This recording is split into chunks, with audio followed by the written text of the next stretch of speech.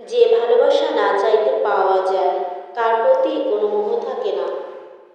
খারাপ থাকি অসুবিধা নাই, কিন্তু কারোর খারাপ হোক তা কখনোই চাই না। কষ্টগুলো নিজের মধ্যে চেপে রাখার শক্তিটা সবার থাকে না। কারো কারো কষ্টগুলো চোখের জল হয়ে বেরিয়ে আসে। হৃদয়ে এমন কিছু দাগ থাকে যা চাইলেই মুছে ফেলা যায় না, আবার মুছে ফেললেও একটা ক্ষত থেকেই যায়, যেটা বারবার চিৎকার করে আপনাকে জানিয়ে দিবে আমি ভালো নেই। লোকে আপনার নামে বদনাম করে মোট তিনটি কারণে: এক, তারা আপনার মতো হতে চায়; দুই, তারা চায় না কেউ উপরে উঠুক; তিন, আপনার যা আছে তাদের তা নেই। একটা মানুষ তখনই নিজেকে আড়াল করার চেষ্টা করে যখন সেই দেখে তার মূল্য কারোর কাছে সেই আগের মতো নেই। ভাগ্যিস চোখের জলের কোনো রং নেই, না হলে সকালে বালিশটা রাতের সব কষ্টের কথা ফাঁস করে দিত। রাস্তায় পাশে ফুটপাতে পড়ে থাকা মানুষগুলোর দিকে ঘৃণা করে তাকাবেন না।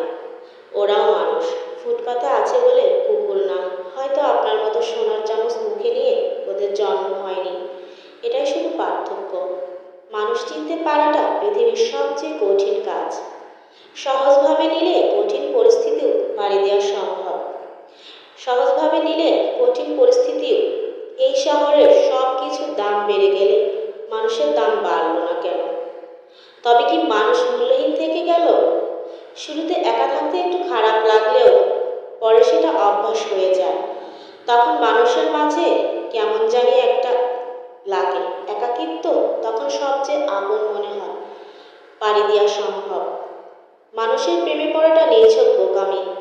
না আছে হাসি, না আছে সুখ, আছে শুধু যন্ত্রণা।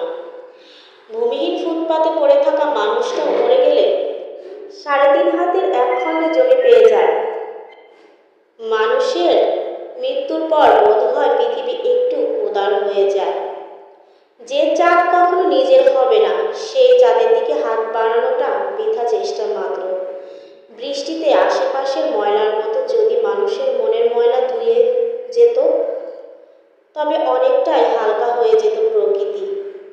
মন খারাপ থাকতে পারে, সময় খারাপ যেতে পারে, লোকে কটু কথা বলতে পারে, শুধু তুমি ধৈর্য ধরা বন্ধ করো না। পরিশ্রম করো, অপেক্ষা করো। সফলতা সময় চায়, পরিশ্রম চায়, ধৈর্য চায়, তবেই সফলতা আসে। শেষ ঠিকানা মাটি জেনেও মানুষ আকাশে ওড়ার লোভ সামলাতে পারে না। ভালো কথা গুছিয়ে বলা যেমন শেখা উচিত, তেমনি কখন চুপ থাকতে হবে তাও শেখা উচিত। ভদ্রতা কোনো দুর্বলতা নয়, এটা আমার বাবা মায়ের ভালো শিক্ষার পরিচয়।